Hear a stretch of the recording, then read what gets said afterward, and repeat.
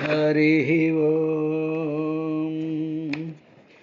కమలాక్షునర్చించు కరములు కరములు శ్రీనాథు వర్ణించు జివ్వ జివ్వ సురరక్షకుని చూచు చుట్కులు చుట్కులు శేషసాయికి మ్రొక్కు శిరము శిరము విష్ణునకర్ణించు వీనులు వీనులు మధువైరిద విలిన మనము మనము భగవంతు వలగొను పదములు పదములు పురుషోత్తముని మీది బుద్ధి బుద్ధి దేవదేవుని చింతించు దినము దినము చక్రహస్తుని ప్రకటించు చదువు చదువు కుంభినీధవు చెప్పెడి గురుడు గురుడు తండ్రి హరి చేరుమనియడి తండ్రి తండ్రి కంజాక్షునకు గాని కాయంబు కాయమే పవన గుంభిత చర్మ భస్త్రిగాక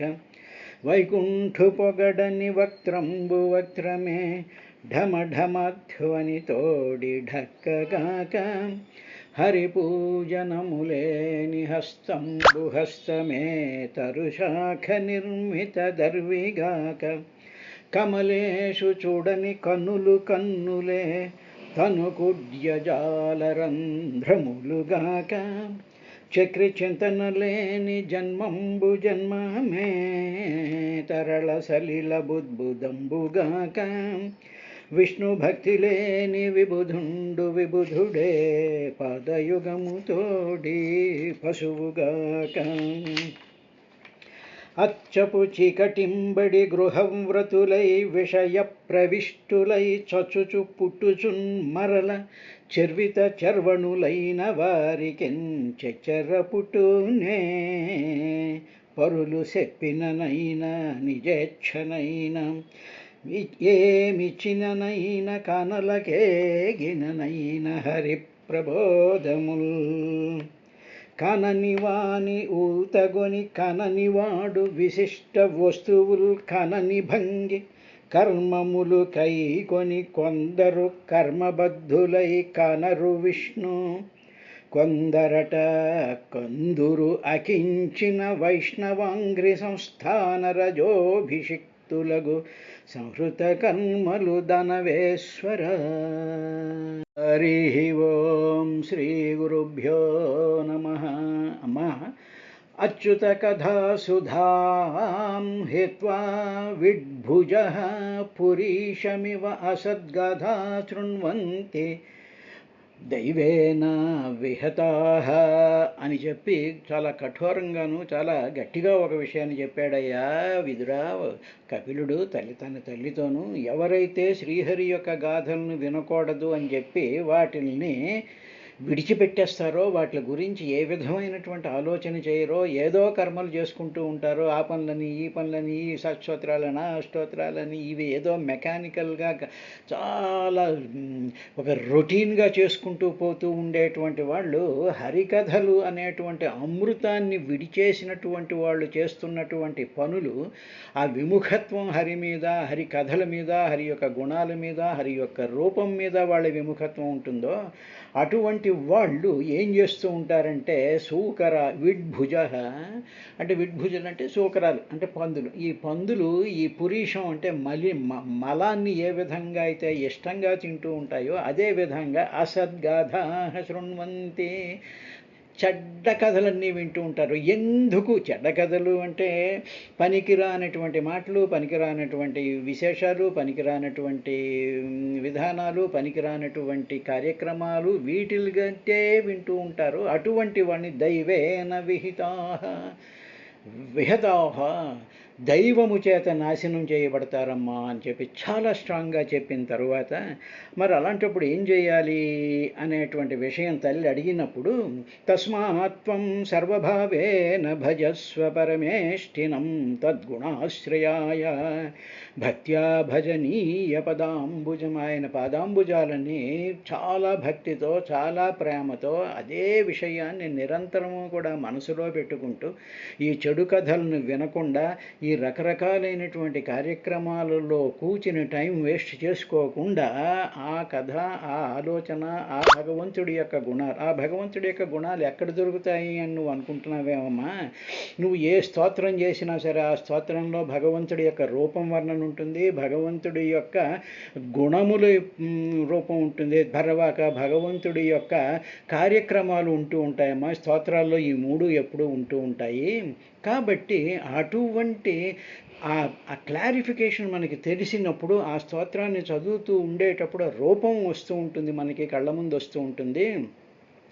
ఏ విధంగా అంటే శ్రీమాత శ్రీ మహారాజ్ఞి శ్రీమత్సింహాసనేశ్వరి అన్నాం అనుకోండి. శ్రీమత్సింహాసనేశ్వరి అంటే ఒక సింహాసనం మీద అమ్మవారు కూర్చున్నట్టుగా మామూలుగా అర్థం కనిపిస్తూ ఉంటుంది.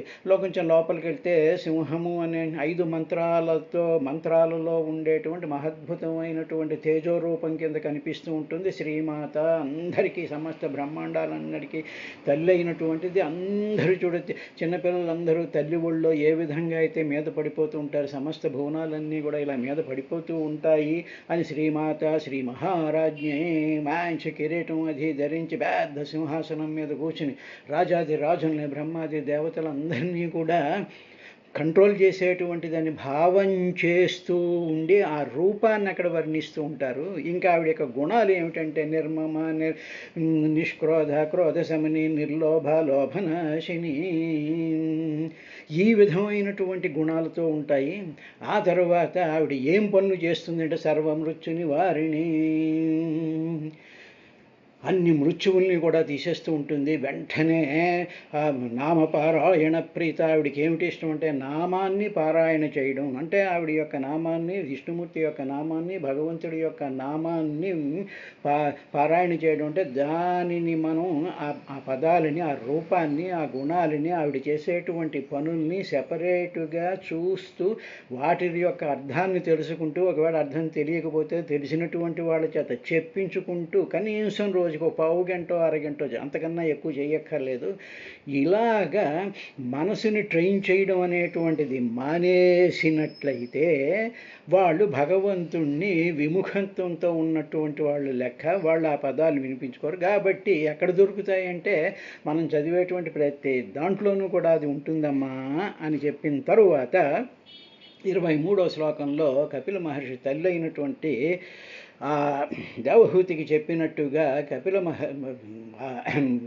మైత్రేయ మహర్షి విదురుడికి చెప్పినటువంటి విశేషాన్ని గంగానదీ తీరంలో సుఖబ్రహ్మ పరీక్షణ్ మహారాజుకి చెప్పాడయ్యా అని చెప్పి సౌనికాది మహర్షులకి సూత మహర్షి ఆ నైమిసారణ్యంలో చెప్పినటువంటి 3వ స్కంధంలో 32వ అధ్యాయంలో 23వ శ్లోకంలో ఉన్నాం. ఇక్కడ ఎలాగ చెయ్యాలి, ఏ విధంగా చెయ్యాలి అనేటువంటి విషయాన్ని చెప్తే వాసుదేవే భగవతి భక్తి యోగ ప్రయోజిత జనయత్యాశు వైరాగ్యం జ్ఞానం యద్బ్రహ్మదర్శనం.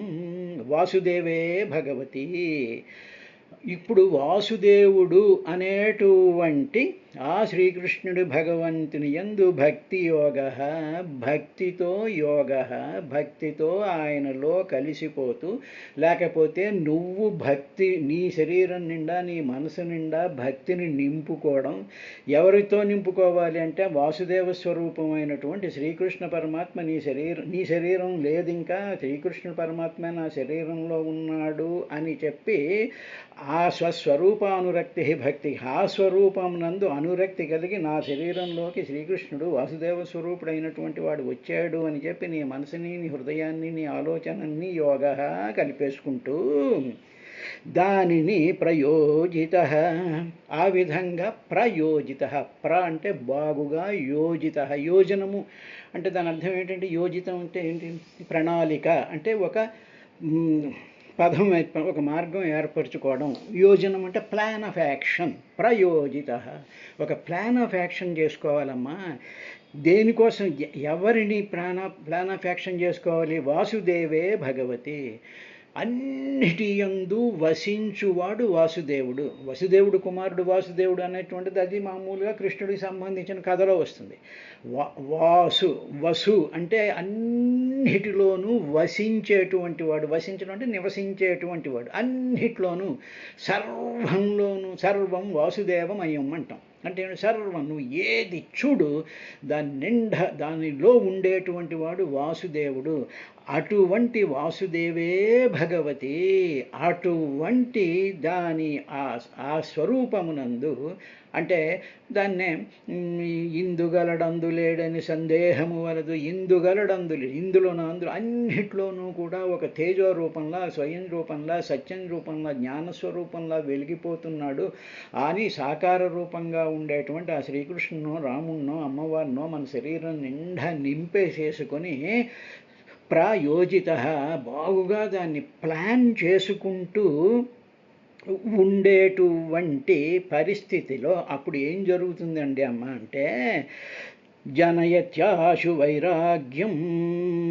ఆశు అంటే చాలా వేగంగా ఈ విధంగా నువ్వు వాసుదేవుణ్ణి మనం ప్రార్థిస్తూ ఉన్నప్పుడు అంటే అన్నిట్లోనూ భగవంతుడిని గుళ్ళోనే మనకి కనిపించిన గుళ్ళో కూడా ఎంతసేపు చూస్తాం, 2 నిమిషాలు చూస్తాం, చూసేటప్పటికి ఇటు డిస్టర్బెన్స్ వాళ్ళు తోసేస్తూ ఉంటారు, క్యూ వచ్చేస్తుంటుంది, ఇది అయిపోతుంది. నువ్వేమో ఆ విగ్రహాన్నే చూడలేకపోతున్నావు.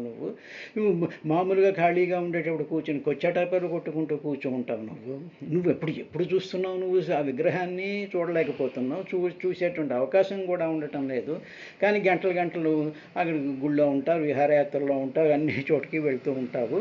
అలా కాదు, దాని యందు ఆ సాకార రూపయందు ఇందులో ఉన్నాడు అని చెప్పి ఒక్క విగ్రహంలోనే కాకుండా సమస్తమైన నువ్వు బయటికి రాగానే కనిపించేటువంటి ప్రతి వస్తువులోనూ కూడా నువ్వు చూసినటువంటి సాకార రూపం యొక్క ఆ రూపం కనిపిస్తుంది అని చెప్పి నీ మనసులో నువ్వు చూసినటువంటి దేవుణ్ణి ఆ చెట్టు మీద, ఆ పుట్ట మీద, ఆ కుక్క మీద, ఆ మనిషి మీద, వాటి మీద నువ్వు ప్రొజెక్ట్ చేసుకుంటూ ఉండేటువంటి ప్లాను ప్రయోజిత, బాగుగా యోజిత చేయబడడం. యోజిత అంటే అలా ప్లాన్ చేసుకోవాలమ్మా.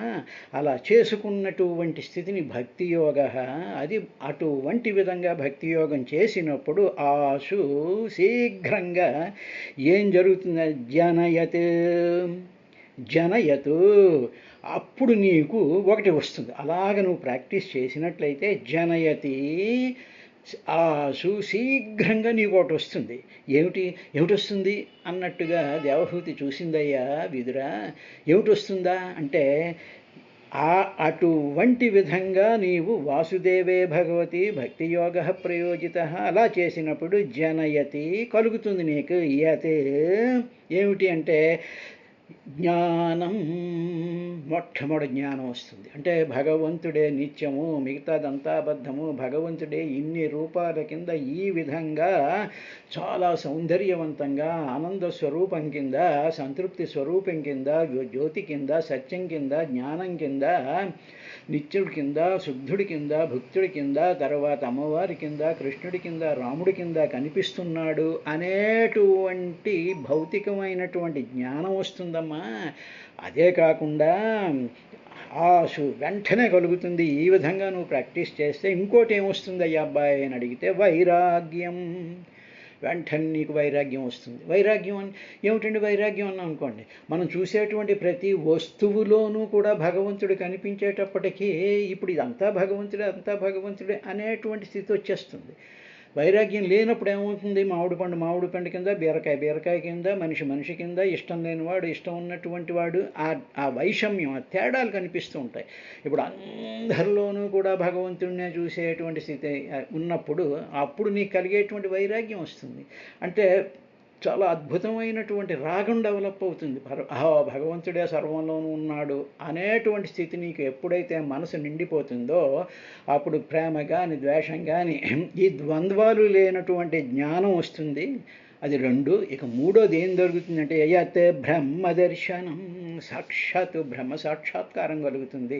అంటే పరమాత్మ యొక్క సాక్షాత్కారం, ఆ అనుభవం నీకు వస్తుంది. అహం బ్రహ్మాస్మి, తత్వమసి, ప్రజ్ఞానం బ్రహ్మ అనేటువంటి మహత్తరమైనటువంటి వేదవాక్యాలు ఏమున్నాయో ఆ వాటి యొక్క అనుభవం నీకు కలుగుతుందమ్మా. ఎప్పుడు అంటే వాసుదేవే భగవతి, సర్వంలోనూ కూడా తేజోమయుడైనటువంటి ఆ శ్రీకృష్ణుడో, ఆ అమ్మవారో, ఆ శ్రీరామచంద్రుడో, ఆ వెంకటేశ్వర వెంకటేశ్వర స్వామి ఉన్నాడు అని చెప్పి సాకార రూపాన్ని మనం మొట్టమొదట ప్రాక్టీస్ చేస్తూ కనీసం గుళ్ళో కూర్చున్నప్పుడో లేకపోతే ఇంట్లో ప్రశాంతంగా దేవుడి గదిలో కూర్చున్నప్పుడో లేకపోతే పని పాట ఏమీ లేనప్పుడు సెల్ ఫోన్లు పక్కన పెట్టేసి టీవీలు పక్కన పెట్టేసి ఒక్కసారి మనసు నిండా ఈ చెప్పినటువంటి విధానాన్ని మన మనసులో ధ్యానం చేసుకుంటూ ఉంటే దాని స్తోత్రాలు ఉన్నాయిగా. ఆ స్తోత్రం చదువుకుంటూ ఉండేటువంటి స్థితి ఉన్నప్పుడు నీకు జ్ఞానం కలుగుతుంది, వైరాగ్యం కలుగుతుంది, బ్రహ్మదర్శనం కలుగుతుందమ్మా అని చెప్తూ వాసుదేవే భగవతి భక్తియోగ ప్రయోజిత జనయతి ఆశు వైరాగ్యం జ్ఞానం యత్ బ్రహ్మదర్శనం. ఈ విధంగా కలుగుతూ ఉంటుంది. అందువల్ల మనం చదివేటువంటి స్తోత్రాల్లో ఇందాక చెప్పినట్టుగా 3 ఉంటాయి. ఒకటి సాకార రూపంతో ఉండేటువంటి అమ్మవారి స్వరూపం, అయ్యవారి స్వరూపం ఉంటుంది. రెండోది ఆ స్వరూపం యొక్క గుణాలు ఉంటాయి. తర్వాత మూడవది ఆ దైవం ఏ పనులు చేస్తుందో అనేటువంటివి 3 ఉంటాయి. కాబట్టి మనం ఆ మూడిటిని కూడా అర్థం చేసుకుంటూ ఈ గుంపులో కూర్చొని చదివితే గుంపులో గోవిందా మీకేం ఉండదు, అన్ని తప్పులు వినిపిస్తూ ఉంటాయి, చాలా గందరగోళంగా ఉంటుంది. అలా కాదు, ఇంట్లో ఒంటరిగా కూర్చుని ప్రశాంతమైనటువంటి మనసుతో ఈ 3 ఆస్పెక్ట్స్ని కూడా గమనించుకుంటూ చదువుతూ ఉంటే అప్పుడు మనకి బ్రహ్మసాక్షాత్కారం వరకు కూడా వెళ్ళడానికి అవకాశం ఉంటుందమ్మా అని చెప్పిన తరువాత 24వ శ్లోకంలో యదాస్య చిత్తం అర్ధేషు సమేష్వ ఇంద్రియవృత్తిభిః న విగృహ్ణంతి వైషమ్యం ప్రియమప్రియమిచ్యుత స తదైవాత్మానాత్మానం నిస్సంగం సమదర్శనం హేయోపాదేయరహితం ఆరూఢం పదమీక్షతే. ఇప్పుడు ఈ విధంగా చేసినట్లయితే అమ్మా ఏం జరుగుతుందో తెలుసా? యదా ఏ కాలమందైతే అస్య ఈ భక్తుడికి, అంటే ఇలా వాసుదేవుడు అని ఈ ప్రయోజనాన్ని మనసులో పెట్టుకుంటూ ఈ విధంగా చేసేటువంటి ఈ భక్తుడికి చిత్తం, వాడి యొక్క చిత్తం ఉందే అది ఇంద్రియ వృత్తిభి, అప్పుడే వాడు ఉంటాడుగా, భక్తుడు ఉంటాడుగా, అన్ని చూస్తూ ఉంటాడుగా, చూస్తూ ఉండేటప్పుడు ఇంద్రియాలు పనిచేస్తూ ఉంటాయిగా. ఆ పనిచేస్తున్నప్పుడు రకరకాలైనటువంటి రూపాలను చూస్తూ ఉంటాయి, రకరకాల శబ్దాలు వింటూ ఉంటాయి, రకరకాల రుచుల కింద కనిపిస్తూ ఉంటాయి, ఇలాగ ఉంటూ ఉంటాయి. ఇలా ఉండేటువంటి ఇంద్రియ వృత్తిభి, ఇలా ఇంద్రియాలు పనిచేస్తూ ఉన్నప్పుడు ఈ అంతా కూడా వాసుదేవమయం అని ఆలోచించే ఆ ప్రాక్టీస్ చేసినటువంటి భక్తుడికి ఇంద్రియ వ్యాపారాలు అన్నీ కలుగుతూ ఉన్నా అప్పుడు వాడు ఎలా చూస్తుంటాడు? సమేషు, అన్నిట్లోనూ సమానంగా కనిపిస్తూ ఉంటాడు. అంటే దీన్ని మామూలుగా ఒక ఎగ్జాంపుల్ ఏమిటంటే, తెర ఉందనుకోండి, తెర మీద అనేక రకాలైనటువంటి బొమ్మలు ఇన్సిడెంట్స్ పడుతూ ఉంటాయి సినిమాలో. ఇప్పుడు వాసుదేవుణ్ణి చూడడం అంటే ఏమిటి? తెరని చూడడం అన్నమాట. అంటే తెర మీద ఇవన్నీ పడుతున్నట్టుగా ఆ తెర జ్ఞానం, ఆ తెర పరమాత్మ, ఆ తెరే సత్యం అని మనం ఒక తెరని, ఒక వెలుగుని, ఒక చైతన్య ప్రకాశాన్ని బ్యాక్గ్రౌండ్లో పెట్టుకుని ఇంద్రియ వృత్తిభి సమేషు, ఆ విధంగా సమంగా అన్నిట్లోనూ కూడా ఆ తేజస్సు వెలుగుతోంది అని చెప్పి చూడడం ప్రారంభించినటువంటి భక్తుడున్నాడే, అటువంటి వాడు అర్ధేషు, అప్పుడు ఇంద్రియాలు చూస్తూ ఉండేటికి దేనికి దాన్ని సెపరేట్ వస్తుంది, దాంట్లో ఉండేటువంటి ప్రయోజనాలు కలుగుతూ ఉంటాయిగా. అలా కలుగుతూ ఉండేటువంటి శబ్దాది విషయాలయందు ప్రియం ఉత అప్రియం ఇది వైషమ్యం న విగృహ్ణాతి, అలాగా ఉండి అన్నిట్లోనూ భగవంతుని చూసేటువంటి ఆ భక్తుడి యొక్క మనసు ఏం చేస్తుంటే ప్రియం, ఇది ప్రియమైనటువంటిది, లేకపోతే ఇది అప్రియం, ఇది ప్రియం కానటువంటి అని ఇది అనేటువంటి వైషమ్యం, ఆ తేడాలను నా విగృహ్ణాతి, ఆ తేడాలను ఏది గమనించదు.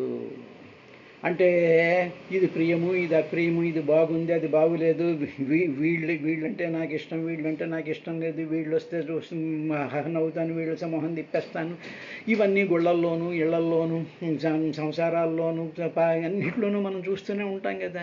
వీళ్ళందరూ భక్తులు అనుకుంటూ ఉంటారు, పారాయణ చేస్తుంటారు, స్పెషల్ పూజలు చేస్తూ ఉంటారు, అన్ని ఉత్సవాలు చేస్తూ ఉంటారు. ఎందుకు వచ్చిన పనులు ఇవన్నీ? అసలైనటువంటి భక్తుడికి ఏమిటి జరుగుతుందంటే అప్రియం ప్రియం ఇది వైషమ్యం న విగృహ్ణాతి, ఇది మనం టెస్ట్ చేసుకోవాలి.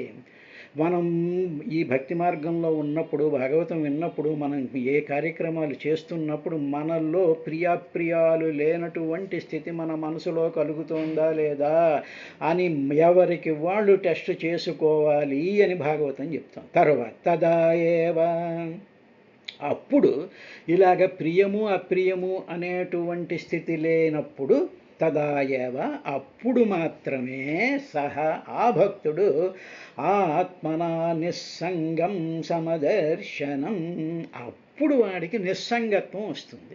ఊరికనే భజగోవిందంలో నిస్సంగత్వం అని చెప్పి చదివేసేసి తప్పట్లు కొట్టేసేసి బయటకు వచ్చేసేస్తే కాదు, ఇది కాదు నిస్సంగత్వం. ఎప్పుడైతే ప్రియాప్రియాలు వాటి నుంచి భక్తుడి యొక్క మనసు వాసుదేవే భగవతి అని చెప్పి దాన్ని ప్రయోజనం చేసుకుని దాన్ని ధ్యానించేటువంటి భక్తుడికి, అప్పుడు సహా ఆ భక్తుడు ఆత్మాన, మనసులో చిత్తంలో చాలా సిన్సియర్గా శ్రద్ధగా నిస్సంగం సంగరహితమైనటువంటి సమదర్శనం, అన్నిట్లోనూ అందరినీ సమానంగా చూసేటువంటి, అందరిలోనూ పరమాత్మ యొక్క తేజాన్ని చూసేటువంటి జ్ఞానరూపమైనటువంటి స్థితి వాడికి కలుగుతుందమ్మా. అలాగ కలిగినటువంటి ఆ భక్తుడి హేయ ఉపాదేయరహితం, ఇది దగ్గరగా తీసుకోవాలి, ఇది దూరంగా తోసేయాలి. హేయ ఉపా ఆదేయ రహితం, దగ్గరగా తీసుకోవాలి, కొన్నిటిని దూరంగా పెట్టేయాలి అనేటువంటి స్థితి వాడికి, ఆ భేదం లేనటువంటి పదం, ఆ పదం, ఆ స్థితి, దట్ స్టేట్ ఆఫ్ మైండ్ కలుగుతుందమ్మా. అలా కలిగినప్పుడు బ్రహ్మం ఆరూఢం ఆత్మానామీక్షతే, అప్పుడు బ్రహ్మం, ఆ పరబ్రహ్మ యొక్క ఏకీభావాన్ని పొందుతాడు. అంటే పరమాత్మ యొక్క స్థితిని, పరమాత్మలో కలిసేటువంటి, పరమాత్మ ఒకడే సత్యము, ఇవన్నీ కూడా ఈ విధంగా కనిపిస్తున్నాయి అని చెప్పి తన ఆత్మని, తననే అన్నిట్లోనూ ఈక్షతే చూసుకునేటువంటి స్థితి సహా ఆ భక్తుడికి కలుగుతుందమ్మా అన్నాడు. అంటే ఇప్పుడు ఏమిటన్నమాట, భక్తుడు ఉన్నాడు, వాసుదేవ, ఓం నమో భగవతే వాసుదేవాయ, ఓం నమో భగవతే వాసుదేవాయ, ఓం నమో భగవతే వాసుదేవాయ, ఓం నమో భగవతే వాసుదేవాయ అంటూ నిరంతరము కూడా మనసులో ఆ మంత్రాన్ని చేస్తూ ఉంటే అప్పుడు ఏమవుతుందంటే ఆ వాసుదేవుడి యొక్క వెలుగు మన ప్రతి అణువులోనూ కూడా భగవంతుడి యొక్క వెలుగు, ఆ జ్ఞానం, ఆ లైట్, ఆ ప్రకాశం అనేటువంటిది మన శరీరంలో బయలుదేరుతుంది. ఎప్పుడైతే అది బయలుదేరుతుందో అప్పుడు ఇంద్రియాలు తీసుకొస్తున్నటువంటి సమస్త విషయాలు కూడా అన్నిట్లో కూడా సమత్వం కనిపిస్తుంది. కమత్వం కనిపించిన తర్వాత ఇది నాకు ఇష్టం, ఇది ఇష్టం, ఇది మంచిది, అది చెడ్డది అనేటువంటి గుణదోష వివేచన పోతుంది, ద్వంద్వస్థితి పోతుంది. ఆ తరువాత ఏం జరుగుతుంది అంటే నిస్సంగత్వం వస్తుంది. వాటితో ఇప్పుడు మామూలుగా అన్ని సమంగా ఉన్నాయని చూసినా సంగత్వం ఉండొచ్చు. ఒక్కోసారి దీని వెనకాల పడదాం, వీళ్ళ వెనకాలనే పెడదాం, వీళ్ళతోనే సంగత్వం పెట్టుకుందాం, వీళ్ళు దూరంగా పెడదాం అనేటువంటి ఈ పరిస్థితి ఉండదమ్మా. నిస్సంగత్వం వస్తుంది.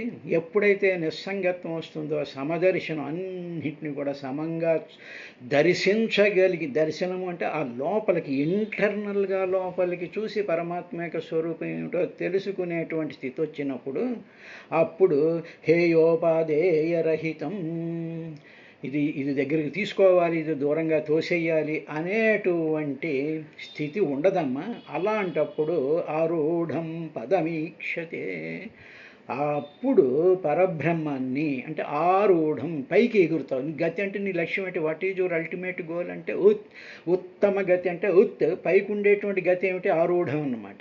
That is the promotion you will get. అప్పుడు ఆత్మానం ఈక్షతే, ఆత్మదర్శనం కలుగుతుంది. మహానుభావులైనటువంటి వాళ్ళందరూ కూడా ఆత్మదర్శనం కలిగినటువంటి వాళ్ళు, అంటే వాళ్ళకి సమత్వ దృష్టి ఉంటుంది. ఇది తీసుకోవాలి, తీసుకోకూడదు అనేటువంటిది ఉంటుంది. నిరంతరము కూడా భగవత్ స్వరూపమైనటువంటి వాసుదేవ మంత్రం. అందుకనే భాగవతం 2 మంత్రాలు చెప్తుందండి. ఒకటి ఓం నమో భగవతే వాసుదేవయ, రెండవది ఓం నమో నారాయణయ, అష్టాక్షరి. ఈ మొత్తం భాగవతం అంతా చెప్తుంది. ప్రస్తుతం వరకు ధ్రువుడి కథ వచ్చేంత వరకు కూడా వాసుదేవ తత్వం గురించే చెప్తూ ఉంటుంది. కాబట్టి ఈ వింటున్నటువంటి వాళ్ళకి ఇష్టమైతే భాగవతం వినాలి అనుకున్నటువంటి వాళ్ళైతే ఓం నమో భగవతే వాసుదేవాయ మంత్రాన్ని నిరంతరము కూడా ప్రాక్టీస్ చేస్తూ ఉంటే మనకి ఆ స్టేటస్, ఆ స్థితి కలుగుతుందమ్మా అని చెప్పిన తరువాత జ్ఞానమాత్రం పరం బ్రహ్మ పరమాత్మేశ్వర పుమాన్ దృశ్యాదిభి పృథగ్భగవానేకయ్యతే. అప్పుడు ఏం జరుగుతుంది అనేటువంటి ఈ విషయంలోకి ఆయన ఏం చెప్పంటే తన యందే ఉండేటువంటి ఆ జ్ఞానం, సర్వాతీతమైనటువంటి ఆ జ్ఞానం ఆయనకి కలుగుతుంది. అప్పుడు ఆ జీవుడికి సర్వం విష్ణుమయం అనేటువంటి ఆ ఆత్మస్వరూపం యొక్క స్థితి కలుగుతూ ఉంటుంది. అప్పుడు ఆ ఈశ్వరుడు ఆయన్ని ఆవేశిస్తాడని కొంచెం గట్టిగా చెప్పేటువంటి విశేషాన్ని చెప్పాడు 26వ శ్లోకంలో. దానికి సంబంధించినటువంటి విశేషాన్ని రేపటి కార్యక్రమంలో వివరించుకుందాం.